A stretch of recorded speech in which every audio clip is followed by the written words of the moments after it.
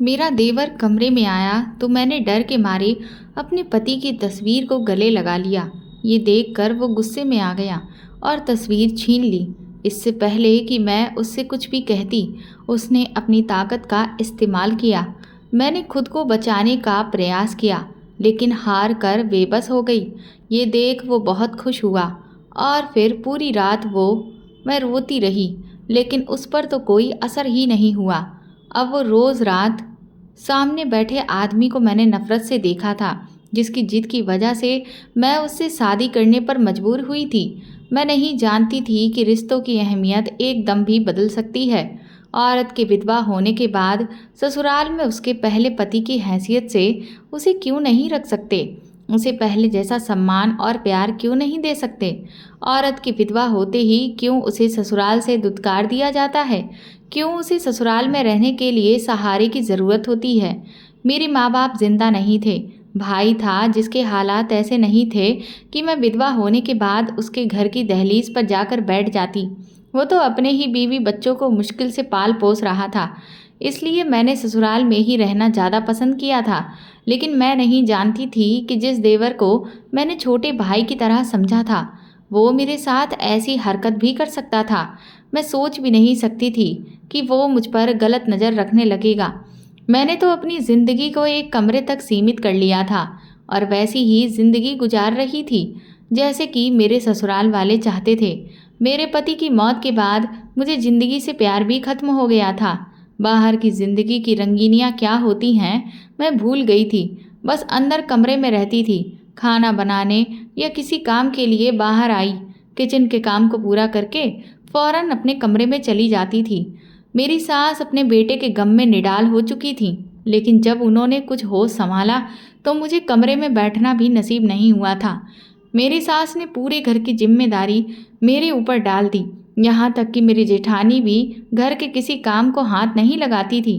पूरा दिन मुझसे काम करवाती, लेकिन जैसे ही खाने का टाइम होता तो मुझे कम खाना देकर कहती कि तुम जवान हो, सारी उम्र कैसे गुजारोगी, इसलिए ज़्यादा खुराक तुम्हारी सारी ख्वाहिशों को नहीं मारेगी। तुम सादा और कम खाना खाया करो। पूरे दिन में मुझे बस 2 ही रोटियां मिलती थीं, एक दोपहर को और एक रात को। मुझे वो समय याद आने लगा जब मेरा पति अजीत जिंदा था।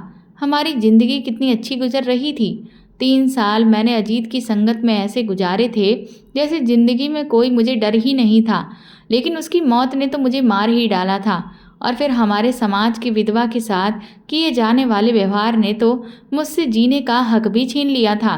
घर में अगर कोई हंसी मजाक कर रहा होता और मैं भी उनकी बातों पर हंस देती या मुस्कुराने लगती तो मेरी सास मुझे कहर भरी नज़रों से घूरती, कहती तुम्हें शर्म नहीं आई?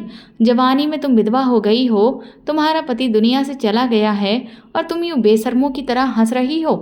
तब मुझे ऐसा लगता है शायद मैंने ही बहुत बड़ा पाप कर दिया है। इसलिए मैंने अपने मुंह पर एक चुटकी मोहर लगा ली थी। सफ़ेद साड़ी ये मेरा पहनावा बन चुका था।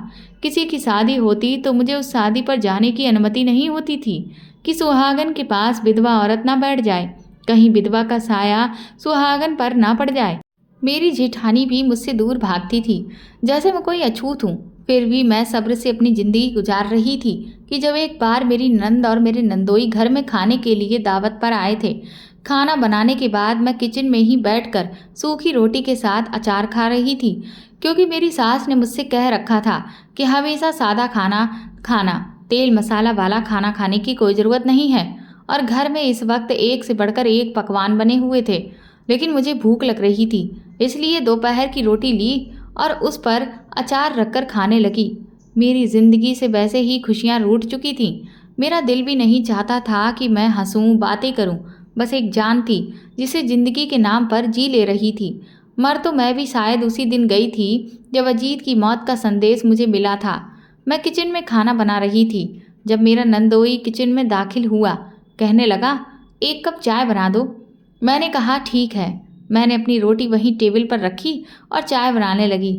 मुझे लगा वो चाय का कहकर बाहर चला जाएगा, लेकिन वो तो दरवाजे के पास हाथ बांधे मुझे ही देख रहा था। मुझे उसकी हरकत बहुत बुरी लगी। मैंने कहा, बिमल जी आप बाहर बैठें, मैं चाय बनाकर लेकर आती हूँ। इसकी वजह है कि वो किचन से बाहर जाता किचन के अंदर दाखिल हो गया। मेरे बेहद करीब आकर कहने लगा, मुझे तुम्हें देखकर बड़ा दुख होता है। तुम्हारी जिंदगी के बारे में सोचकर बड़ी तकलीफ होती है। भरी जवानी में तुम विधवा हो गई हो, ऊपर से ये भी कि तुम्हें खाने पीने को भी ठीक से नहीं दिया जाता है। जाहिर है अच्छी खुराक इंसान के अंदर के जज्बातों को उभारती है। हाँ भाई, जवान हो, खूबसूरत हो, अगर तुम्हारी जवानी तुम्हें तंग करेगी तो क्या करोगी? और तुम्हारे पास तो कोई जरिया ही नहीं है जिससे कि तुम अपने जज्बातों को ठंडा कर सको। ऐसी बातें सुनकर मेरे कान लावे जैसे लाल हो गए थे। मैं ना जाने कैसे ये सब बर्दाश्त कर रही थी। उनकी जगह कोई और होता तो मैं उसके मुंह पर थप्पड़ मारती, लेकिन वो मेरी नंद का पति था। एक तमाशा सा लग जाता, फिर तो शायद मेरी सास मुझे रखने के लिए भी राजी नहीं होती, धक्के देकर मुझे घर से निकाल देती। अजीत के बाद तो मेरी बेबसी का खूब तमाशा लग रहा था। मेरी आंखों से आंसू बहने लगे कि एकदम से पीछे से ही मेरा देवर अमन किचन में दाखिल हुआ। उसने सख्त शब्दों से मेरे नंदोई से कहा कि आप यहाँ क्या कर रहे हैं? आपका किचन में क्या काम है? वो घबरा कर बोला, मैं तो चाय लेने आया था। अमन कहने लगा, आप बाहर जाकर बैठें, आपको चाय मिल जाएगी। अमन के आने पर वो एकदम बौखला गया था, फटाफट से किचन से बाहर चला गया। मैं परेशान हो गई थी कि कहीं अमन मुझे ही गलत ना समझे, क्योंकि अब वो मुझे गुस्से से देख रहा था। वो मेरे पास आया और कहने लगा, मुंह में जवाब नहीं आपके पास? कब से वो बकवास कर रहा है और आप चुपचाप सुन रही हैं? मुंह क्यों नहीं तोड़ा उसका? मैंने कहा कि अगर तुम खुद को मेरी जगह रखकर सोचो तो तुम्हें तुम्हारे हर सवाल का जवाब मिल जाएगा। इस घर के अलावा मेरे पास दूसरा कोई सहारा नहीं है, इसलिए मुझे सहना पड़ता है। ये कहकर मैंने अपने आंसू साफ किए और कप में चाय डालकर उसे कहा कि बाहर देकर आ जाओ। मैंने अपनी सूखी रोटी उठाई और अपने कमरे में जाने लगी। वो कहने लगा, ये खाती हैं आप भाभी? शायद उसे नहीं पता था कि ये मेरा खाना है। मैंने कहा, मेरे नसीब में यही है और मैं ये क्यों खाती हूँ इसका जवाब तुम अपनी माँ से पूछ लेना। ये कहकर मैं अपने कमरे में चली गई थी, लेकिन उसके बाद अमन की नज़र मुझ पर बदलने लगी थी। मैंने नोट किया था वो मुझे देखने लगा था और मुझे उसका इस तरह देखना बुरा लगता था, क्योंकि मैं उसे अपना भाई समझती थी। लेकिन पति के मरने के बाद शायद समाज की नज़रें बदल जाती हैं। शायद बेसहारा औरत को हर कोई अपनी जागीर समझता है। एक बार तो हंगामा मच गया। मुझे भी अमन से ऐसी बात की उम्मीद नहीं थी। मैंने तो हमेशा उसे अपने छोटे भाई के जैसे समझा था। बेशक उम्र में मुझसे वो 1 साल बड़ा था, लेकिन अजीत के होते हुए अक्सर अजीत की डांट पर सुनकर वो मेरे पास आता था। कहता था, भाई को समझाती क्यों नहीं? क्यों हर वक्त मेरे पीछे पड़े रहते हैं? उन्हें क्यों मेरी आज़ादी पसंद नहीं? ये सुनकर अजीत कमरे में आ जाते। वो अमन से कहते, यहाँ क्या कर रहे हो? अभी तक तुम अपने काम के लिए नहीं निकले? तुम्हें फिक्र नहीं है कि बिजनेस भी संभालना है? जब देखो इधर उधर घूमते रहते हो, क्रिकेट खेलते रहते हो। जब वो अजीत को इतने गुस्से में देखता था तो वो मेरे पीछे छुप जाता।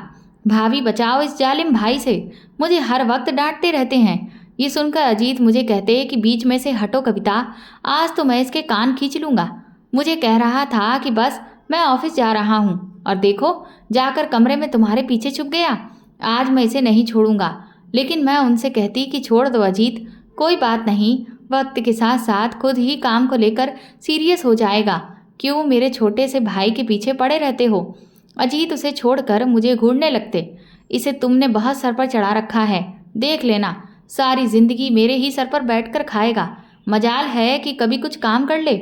जब देखो क्रिकेट खेलता रहता है या दोस्तों के साथ आवारा गर्दी करता रहता है। अमन अजीत को अंगूठा दिखाते हुए बाहर निकल जाता था। इससे पहले कि अजीत उसके पीछे भागने लगते थे तो मैं उनका हाथ पकड़ लेती। मैं कहती, छोड़ो अजीत उसको, कोई बात नहीं, इतना भी बड़ा नहीं है, अभी सिर्फ 30 साल का ही हो पाया है। अभी तो उसके खेलने कूदने के दिन हैं, समय के साथ साथ खुद ही सीरियस हो जाएगा। कितने हसीन दिन थे जो खराब हो चुके थे। उस समय मेरी सास भी मुझसे बहुत मोहब्बत करती थी। अजीत घर में दूसरे नंबर पर थे, लेकिन सारे घर की जिम्मेदारी उन्होंने ही संभाल रखी थी। मुझे भी पूरा पूरा सम्मान दिया जाता था। कभी ऐसा नहीं हुआ था कि मेरी सास मुझसे कोई भी कड़वी बात कह देती थी। अजीत ने बताया था कि मैंने शादी के फ़ौरन बाद अपनी बहन और माँ को बिठाकर कह दिया था कि कविता मेरी पत्नी है, इसलिए उसे कभी भी घर की नौकरानी मत समझना। उसे पूरा हक है कि वो अपनी मर्जी से किचन में जो चाहे बनाकर खाए, जैसे चाहे जिंदगी गुजारे। मुझे ये बात पसंद नहीं है कि वो आपसे पूछकर खाना बनाए, आपसे पूछकर हर काम करे। उसको भी जीने का हक है। जब तक अजीत जिंदा थे, घर पर मेरा राज था। सब मुझे हाथों हाथ रखते थे। एक उस आदमी के चले जाने से जैसे मेरी जिंदगी आसमान से जमीन पर जा गिरी थी। मैं खाली दामन हो गई थी। जिंदगी मुश्किल तो थी, लेकिन अब उनकी गैर मौजूदगी ने और मुश्किल कर दी है। मेरी सास बुरे लहजे में कहने लगी, मेरे एक बेटे को खाकर तेरा जी नहीं भरा, जो अब तू दूसरे को भी निगलना चाहती है। मैं तो उनकी बात समझ ही नहीं पाई थी। मैंने कहा, क्या बात है मम्मी जी, मैंने क्या किया? अजीत का दुनिया से जाना मेरे हाथ में नहीं था। अगर मेरे हाथ में ये होता तो मैं कभी भी उन्हें जाने ही ना देती। वो कहने लगी, उसे छोड़ो, अमन तुम्हारे पीछे क्यों पड़ा है? क्या जादू कर दिया है तुमने? वो कहता है कि वो तुमसे शादी करेगा। ये सुनकर तो मुझे अपने कानों पर विश्वास ही नहीं आ रहा था। मैंने कहा, वो पागल तो नहीं है। मैंने उसे हमेशा अपने छोटे भाई की तरह समझा है। मैं उससे शादी नहीं कर सकती। वो कहने लगी, लेकिन वो अपने पापा से साफ कह चुका है कि शादी करेगा तो सिर्फ तुमसे। अब मुझे ये बताओ कि ऐसा कौन सा चक्कर चलाया है तुमने अमन के साथ? तुम्हें शर्म नहीं आई? हमारी नाक के नीचे तुमने अमन को अपने जाल में फंसा लिया। मैंने कहा कि मैंने ऐसा कुछ भी नहीं किया है। बेशक मुझसे जो मर्जी कसम ले लें। मेरी सास कमरे से बाहर चली गई। मुझे अमन पर बहुत गुस्सा आ रहा था। उसे क्या ज़रूरत है ये तमाशा लगाने की और ये सब कहने की कि मैं सीधा अमन के कमरे में आ गई थी। मैंने उससे कहा कि ये क्या नया तमाशा लगाया है तुमने? घर पर सब लोग मुझे बुरा भला कह रहे हैं। वो कहने लगा, मैंने क्या किया? मैंने कहा, क्या तुमने ये कहा नहीं है कि तुम मुझसे शादी करना चाहते हो? तो कहने लगा, तो इसमें बुराई क्या है? मैंने कहा, तुम्हारे भाई की विधवा हूँ मैं। तो वो कहने लगा कि मुझे पता है। मैंने कहा, तुम पागल तो नहीं हो गए हो? अमन, तुम जानते हो मैं तुम्हें हमेशा अपना छोटा भाई समझती रही हूँ। वो कहने लगा कि छोटा भाई मैं आपका उस वक्त था जब तक अजीत भाई जिंदा थे। मैंने उसके सामने हाथ जोड़ दिए और रोने लगी। मैंने कहा, मेरी और कोई पनाह नहीं है। मेरा भाई मेरा खर्चा उठाने के काबिल नहीं है, वरना मैं बहुत पहले ही उसके घर चली जाती। भगवान के लिए मेरी ज़िंदगी को मुश्किल में मत डालो। मुझे यहाँ पर सर छुपाने के लिए जो जगह मिली है उसे मुझसे मत छीनो। वो कहने लगा कि आपको पनाह ही तो मैं दे रहा हूँ, लेकिन अपने नाम की। मैंने कहा, नहीं चाहिए मुझे तुमसे कुछ भी। तुम्हारी बात पर मम्मी जी को ये लग रहा है कि जैसे मैंने तुम्हें अपने जाल में फंसाया है। मुझे लगा शायद ये बात सुनकर वो मुझसे शादी करने से इनकार कर दे, लेकिन वो तो कहने लगा, जिसको जो समझना है समझने दें। पापा मेरे फैसले पर राजी हैं और मुझे किसी से कोई मतलब नहीं, और आप भी शादी की तैयारी करें। मैंने कहा कि मैं हरगिज तुमसे शादी नहीं करूंगी। ये कहकर मैं अपने कमरे में आकर अजीत की तस्वीर पकड़कर रोने लगी थी। उन्हें याद करने लगी। वो था तो किसी की हिम्मत नहीं थी कि मुझ पर गलत निगाह डालता। पहले मेरी नंद के पति की घटिया बातों को ना जाने कैसे मैं बर्दाश्त कर रही थी, और अब अमन, उसने तो हद ही कर दी थी। अगले दिन मेरे ससुर ने जब मुझसे शादी के लिए पूछा था तो मैंने साफ इनकार कर दिया। मैंने कहा कि मैं ये शादी नहीं कर सकती। मैं हमेशा अमन को अपने भाई के जैसा समझा है। क्या मैं अजीत के नाम पर यहाँ नहीं रह सकती? तो वो कहने लगे, अगर तुमने शादी से इनकार किया तो मजबूरन मुझे तुम्हें तुम्हारे भाई के घर छोड़ना पड़ेगा। अब फैसला तुम्हारे हाथ में है। लेकिन कविता बेटा, मेरी भी इच्छा है कि तुम मेरे घर में ही रहो। मेरी सास कहने लगी, क्यों उसके पीछे पड़े हो? जब इनकार कर रही है तो क्यों आप उसके साथ ज़बरदस्ती कर रहे हैं? वो कहने लगे, ये बच्ची है, अभी इतनी समझ नहीं है कि आगे कितनी मुश्किलें इसके इंतज़ार में खड़ी हैं। लेकिन मुझे अमन का फैसला बिल्कुल ठीक लगा। जाहिर है कल को उसकी भी शादी हो जाएगी। क्या उसकी पत्नी कविता की ज़िंदगी तबाह नहीं कर देगी? वो किसी भी तौर पर कविता को बर्दाश्त नहीं करेगी। और बड़ी बहू का व्यवहार तुम अपनी आंखों से ही देख लो। वो तो इसे अपने पास भी नहीं भटकने देती। हम लोग आज जिंदा हैं, कल को नहीं रहेंगे, तो फिर इसका क्या होगा? ये किसी ने नहीं सोचा। ये हमारे अजीत की निशानी है, हम इसे बेघर नहीं कर सकते। इसलिए अमन का फैसला बिल्कुल ठीक है। फिर मुझसे कहने लगे कि मैं चाहूँगा कि तुम इस फैसले का सम्मान करो। ये तुम्हारी ज़िंदगी के लिए बहुत अच्छा फैसला होगा। तुम्हें एक सुरक्षा और एक पनाह चाहिए, जो अमन की सूरत में ही तुम्हें मिल सकती है। अमन से शादी करना मेरी मजबूरी थी। मुझे सच में पनाह की ज़रूरत तो थी, और ये बात भी ठीक थी कि अमन की पत्नी आती तो मुझे कभी भी बर्दाश्त नहीं करती। लेकिन ये भी सच था कि मैं अजीत की जगह किसी को नहीं दे सकती थी। इसलिए मैं सोच चुकी थी कि इस घर में रहने की खातिर अमन से शादी कर लेती हूँ, लेकिन बाद में अमन से कह दूंगी कि वो दूसरी शादी बेशक कर ले।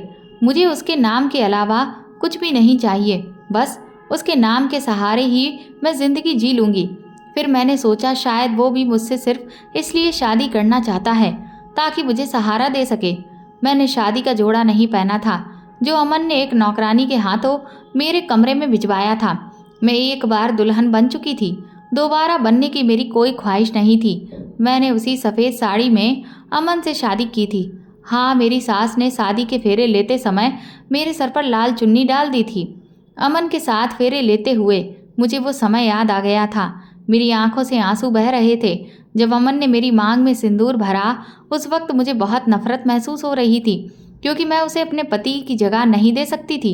जब वो मेरे कमरे में आया और उसने दरवाज़ा बंद किया, मुझे लगा कि मेरा दिल किसी ने मुट्ठी में लेकर दबोचा हो, और जैसे ही वो मेरे पास आकर बैठा, मैं पीछे हटने लगी। वो बोला, मैंने आपको शादी का जोड़ा भिजवाया था, वो क्यों नहीं पहना आपने?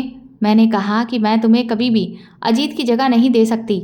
हाँ, तुम्हारा एहसान है मुझ पर कि घर में मुझे रहने के लिए तुमने अपना नाम दिया, लेकिन मेरी तरफ से तुम्हें इजाज़त है, जब चाहे दूसरी शादी कर सकते हो। उसने बड़े अपनेपन से मेरा हाथ पकड़ लिया, आंखों में शरारत भरकर कहने लगा, पहले मैं पहली शादी तो निभा लूँ, दूसरी के बारे में मैं बाद में सोचूंगा। इससे पहले कि वो मेरे और करीब आता, मैंने अपना हाथ उससे छुड़ाया और खड़ी हो गई।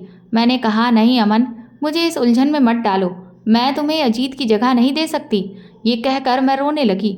मुझे रोता देखकर वो कहने लगा, ठीक है, आप परेशान ना हो, सो जाओ। मैंने साइड टेबल पर रखी अजीत की तस्वीर उठाई और सीने से लगाकर रोते हुए सो गई। सुबह अमन ने वो तस्वीर मेरे हाथ से लेकर वापस साइड टेबल पर रखी थी।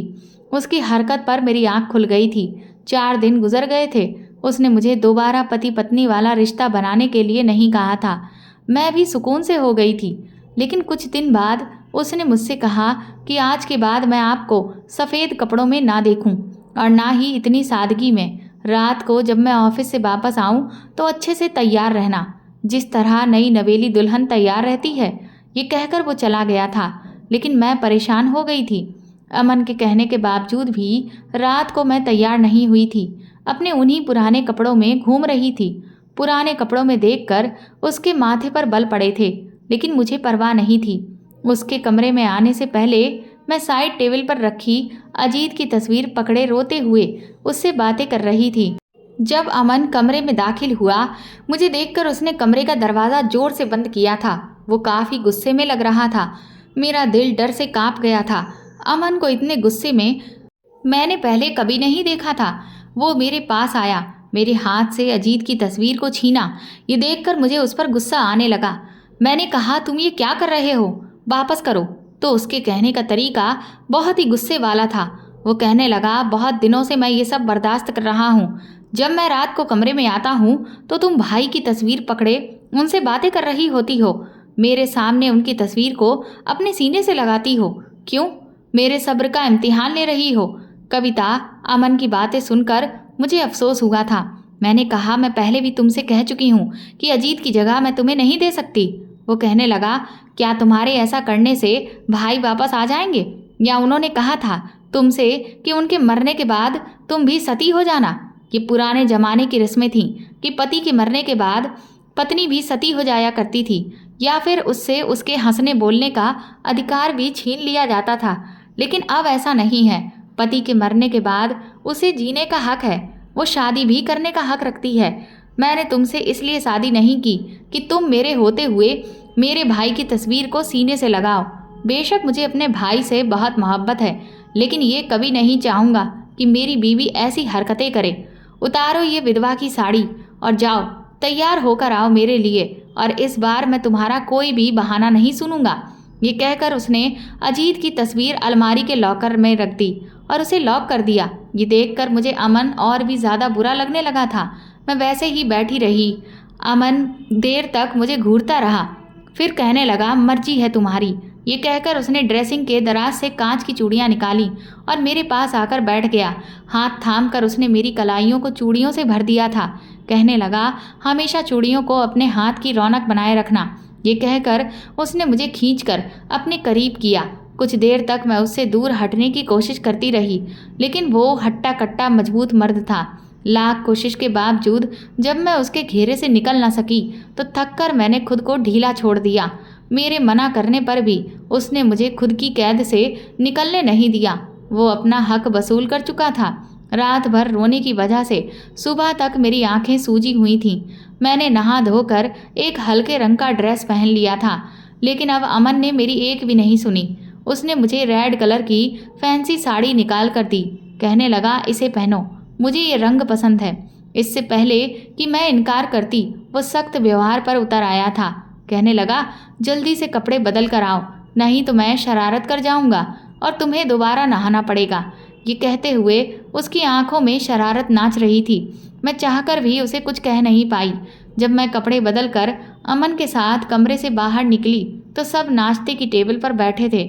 कमरे से बाहर आते हुए मुझे शर्मिंदगी सी महसूस हो रही थी। ऐसा लग रहा था कि जैसे मैंने कोई पाप किया हो।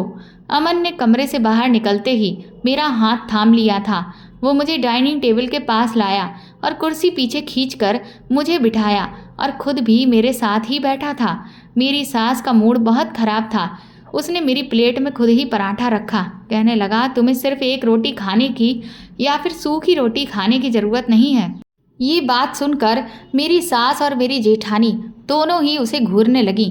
अमन कहने लगा, मम्मी जी, आज के बाद कविता को कभी भी घर में नौकरों के जैसे काम करते हुए ना देखूं और ना ही मैं बर्दाश्त कर सकता हूं कि कोई उसे ताने दे।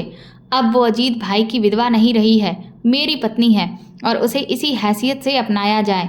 मैं एक टक अमन को देख रही थी, जो मुझे अमन कम और मर्द ज़्यादा लग रहा था। आज मुझे अमन में अजीत की झलक नजर आ रही थी। मुश्किल से ही सही इन सब ने मुझे अमन की हैसियत से स्वीकार कर लिया था। अमन मेरा बहुत ख्याल रखता था, लेकिन मैं उससे खिंची खिंची रहती थी। मगर 1 महीने के बाद ही मैं उम्मीद से हो गई थी। हालांकि अजीत की संगत में मैंने 3 साल गुजारे थे, लेकिन मुझे औलाद नहीं हुई थी। लेकिन अमन के साथ शुरू किए गए मजबूती के रिश्ते में शायद ये पहली खुशी थी जो मुझे मिली थी। अमन भी बहुत खुश था। अब तो मेरी सास भी बहुत खुश हो गई थी, लेकिन अमन का तो बस नहीं चल रहा था कि वो क्या कुछ ना कर गुजरे। मुझे पाँव तक वो ज़मीन पर रखने नहीं देता था।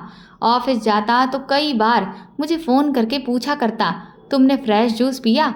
खाना तो ठीक से खाया या नहीं? कुछ खाने का दिल हो तो मुझे बता देना। मेरे दिल में भी धीरे धीरे अमन की मोहब्बत घर करने लगी थी। 9 महीने के बाद मैंने एक प्यारे से बेटे को जन्म दिया था। सब बहुत खुश थे। अमन की मुझसे मोहब्बत दिन ब दिन बढ़ती ही जा रही थी। अब मैं भी उसे चाहने लगी थी, उसका ख्याल रखने लगी थी, उससे बातें भी खूब करती थी। वो मेरे साथ बैठता तो मेरा सर अपने कंधे पर रख देता, कहता, बस मेरे करीब रहा करो, अपने होने का एहसास दिलाती रहा करो, मुझ पर हक जमाया करो। कविता, मुझे अच्छा लगता है। मेरी झिझक काफ़ी हद तक दूर हो गई थी। अमन की मोहब्बत ने मुझे नई जिंदगी दी थी, लेकिन उसके बाद तो जो कयामत मुझ पर टूटी, मेरे तो होश ही गुम हो गए थे। 2 साल हो गए थे हमारी शादी को। मेरा बेटा 1 साल का हो गया था। इन 2 सालों में अमन ने मुझ पर अपनी सारी मोहब्बत निछावर कर डाली थी। मेरा बेटा 1 साल का हुआ तो उसकी सालगिरह अमन ने घर के बड़े से आंगन में ही अरेंज करवाई थी। इस समय मेहमान मौजूद थे। हम केक काटने ही वाले थे कि तभी जब बाहर की डोर बेल बजी थी।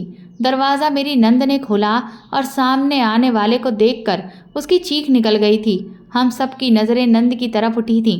जब वो आदमी अंदर दाखिल हुआ, उसे देखकर मैं तो अपनी सांस लेना ही भूल गई थी। वो तो अजीत था। मेरा पहला पति तो जिंदा था। ये कैसे मुमकिन था? अजीत की बेताब नज़रें मुझे ही तलाश कर रही थीं और मैं यूं थी कि पत्थर की हो चुकी थी। सभी अजीत को जिंदा देखकर उसके पास भागे थे, उसे गले मिलने लगे। कुछ साल पहले अजीत दुबई के लिए प्लेन में बैठे थे, लेकिन वो प्लेन क्रैश हो गया था और सुनने में यही आया था कि सब मुसाफिर मर चुके हैं। लेकिन इस वक्त वो जिंदा हम सबके सामने खड़े थे। वो कहने लगे, प्लेन अभी आसमान की ऊंचाई तक नहीं पहुंचा था, बस ज़मीन से कुछ ऊपर था जब प्लेन के टायर को आग लग गई थी। बहुत से मुसाफिर हंगामा करते हुए रास्तों से बाहर निकलने लगे। मैं भी प्लेन से नीचे कूद गया था। प्लेन उस समय समंदर के ऊपर था। जैसे ही मैं पानी में गिरा, जहाज के धमाके की आवाज़ मैंने सुनी थी, लेकिन उसके बाद मुझे किसी चीज़ का होश ना था। मुझे कुछ दिन बाद होश आया, फिर पता चला कि मैं पिछले 2.5 साल से कोमा में था। न जाने मुझे किसने बचाया और अस्पताल में पहुंचा दिया। मेरा तो विश्वास पक्का हो चुका था कि मारने वाले से बचाने वाला बड़ा होता है। मेरी सास अजीत के गले लगकर रोए जा रही थी। विश्वास से अजीत के चेहरे पर हाथ फेर रही थी, जैसे उन्हें अब भी विश्वास नहीं आ रहा था। सब लोग अजीत के पास थे, बस मैं ही दूर खड़ी थी, समझ नहीं पा रही थी ये सब क्या हो गया। अजीत के वापस आने पर मैं रोऊं या खुश हूँ। जब उनकी नज़र मुझ पर पड़ी तो अपना हाथ मेरी तरफ बढ़ाकर मुझे अपने पास बुलाने लगे। कविता, तुम दूर क्यों खड़ी हो? देखो, तुम्हारी दुआओं ने मुझे तुम्हारे पास जिंदा भेज दिया है।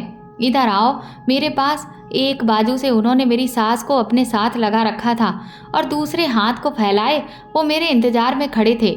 मुझे लगा मेरे कदमों में अनदेखी जंजीरें पड़ चुकी हैं। मैं कैसे जाती उनके पास? इस वक्त मैं अमन की पत्नी थी। अजीत खुद ही मेरे पास आ गए। मेरी आंखों से टप टप आंसू बह रहे थे। अजीत ने मुझे अपने आप से लगा दिया तो मुझे करंट जैसा लगा था। मेरी नज़रें अजीत के पीछे खड़े अमन पर जा रही थीं, जो मुझे ही देखे जा रहा था। अजीत कहने लगे, होश में आते ही मुझे मम्मी पापा के बाद तुम्हारा ही ख्याल आया था कि तुम इन 2-2.5 साल में रो रो कर पागल हो चुकी होगी। अमन मुझे ही देख रहा था। उसने अपनी मुट्ठियां भी बंद कर रखी थीं। वो किस तकलीफ से गुजर रहा था, मैं उसकी तकलीफ को समझ सकती थी। ऐसा क्या था? मैं अजीत से पीछे हट गई। फिर अजीत ने मेरे बहते आंसू साफ किए। उसकी नज़र मेरे साथ खड़े मेरे बेटे पर पड़ी। पूछने लगा, ये कौन है? मेरा बेटा मुझे मम्मा मम्मा कह रहा था। ये सुनकर अजीत के चेहरे पर खुशी की लहर दौड़ी थी। उसने जल्दी से सोनू को गोद में उठा लिया। कहने लगा, कविता, ये हमारा बच्चा है। वो बेतहाशा मेरे बेटे को चूमे जा रहा था। सब चुप थे। शायद किसी में भी ये बताने की हिम्मत नहीं थी कि इन 2-2.5 सालों में क्या कुछ हो चुका था। सब मेहमान धीरे धीरे जा चुके थे। बस घर के लोग ही रह गए थे। अजीत की नज़र अभी भी मुझ पर थी। वो चाहते थे कि मैं कमरे में जाऊं और वो कमरे में मेरे पास आ सकें, लेकिन मैं अजीब से दोहराए पर आकर खड़ी हो गई थी। एक तरफ अजीत था और दूसरी तरफ अमन, और फिर मेरा बच्चा। अमन भी वहीं लॉन्ज में ही खड़ा था। वो भी मुझे ही देखे जा रहा था। जब अजीत ने सबसे कहा कि अब वो थक चुका है, आराम करना चाहता है, ये कहकर वो मेरे पास आ गए। कहने लगे, कविता, तुम क्यों खामोश खड़ी हो? क्या बात है? अब मैं उसे क्या बताती? वो कहने लगा, अच्छा, तुम्हें अभी तक विश्वास नहीं हो रहा कि मैं जिंदा लौट आया हूँ। वो मुस्कुराने लगा। जैसे ही उन्होंने मेरा हाथ थामा, अमन हमारे पास आ गया। कहने लगा, भाई, कविता आपकी कुछ नहीं लगती। उसने अजीत के हाथ से मेरा हाथ छुड़ाया था। मैं तो पहले से ही बेजान थी। अजीत हैरत से अमन को देखने लगे। कहने लगे, मैं समझा नहीं, क्या कहना चाहते हो तुम? अमन कहने लगा, हमें यही पता था कि आप भी मुसाफिरों के साथ मर चुके हैं, इसलिए मुझे कविता से शादी करनी पड़ी। ये सुनकर तो अजीत की रंगत फीकी पड़ गई थी। अमन कहने लगे, सोनू आपका नहीं, मेरा बेटा है। ये सुनकर अजीत हैरत से कभी मुझे तो कभी अमन को देखने लगे। मेरी सास भी अमन के पास आ गईं। मेरे ससुर जी उसे समझाने लगे कि किन हालातों में शादी करनी पड़ी थी। अजीत फटी फटी आंखों से सब कुछ देख रहे थे। फिर अपना सर पकड़कर सोफे पर बैठ गए। कुछ देर अपने माथे को दबाते रहे, फिर ना में सिर हिलाने लगे। नहीं, ये कैसे हो सकता है?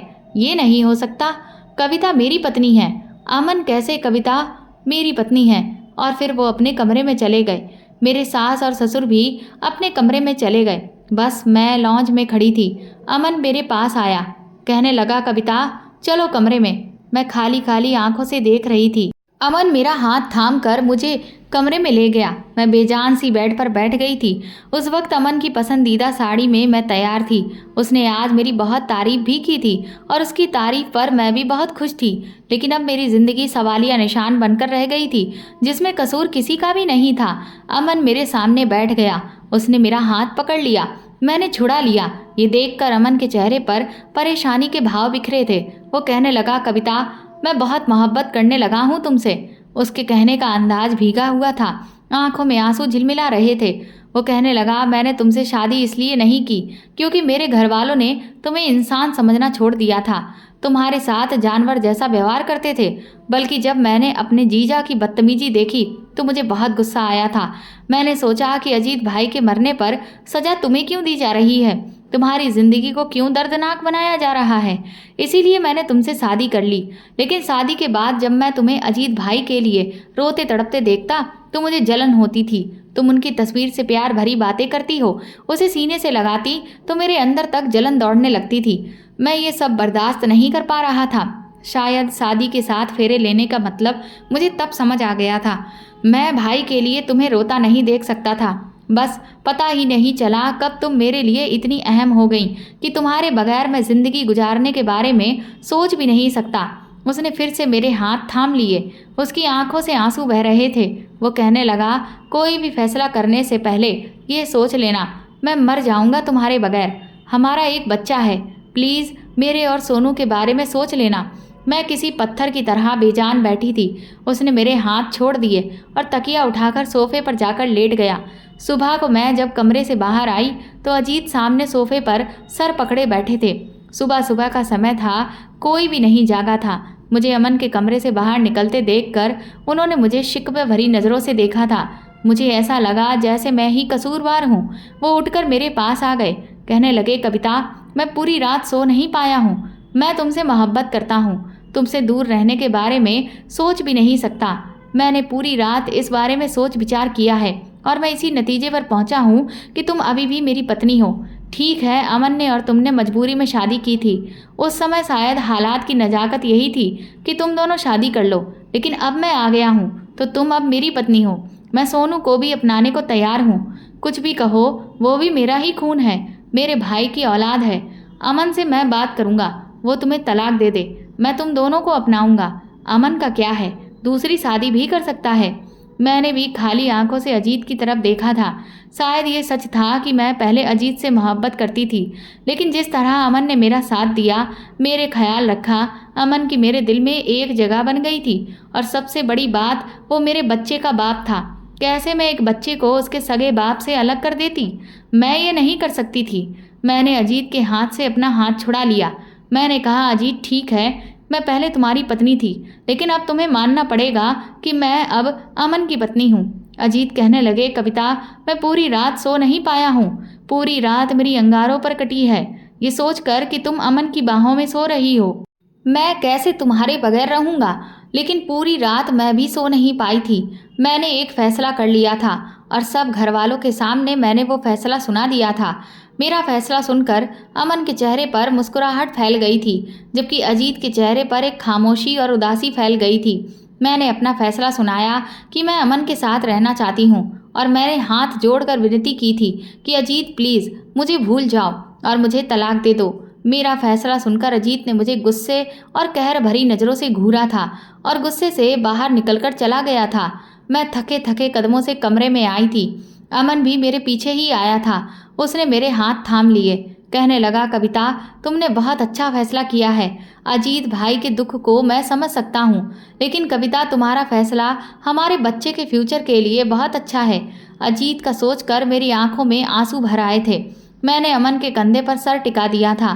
मुझे अभी भी समझ नहीं आ रहा था कि मैंने जो फैसला किया है वो गलत है या सही, लेकिन जो भी हो, अब अमन और सोनू ही मेरी ज़िंदगी की सच्चाई हैं। दोस्तों, आप मुझे कमेंट करके ज़रूर बताएं कि मैंने जो फ़ैसला लिया है वो सही है या गलत। तो दोस्तों, अगर आपको ये कहानी पसंद आई है तो इसे ज़्यादा से ज़्यादा शेयर और लाइक करके मेरे चैनल को सपोर्ट करें।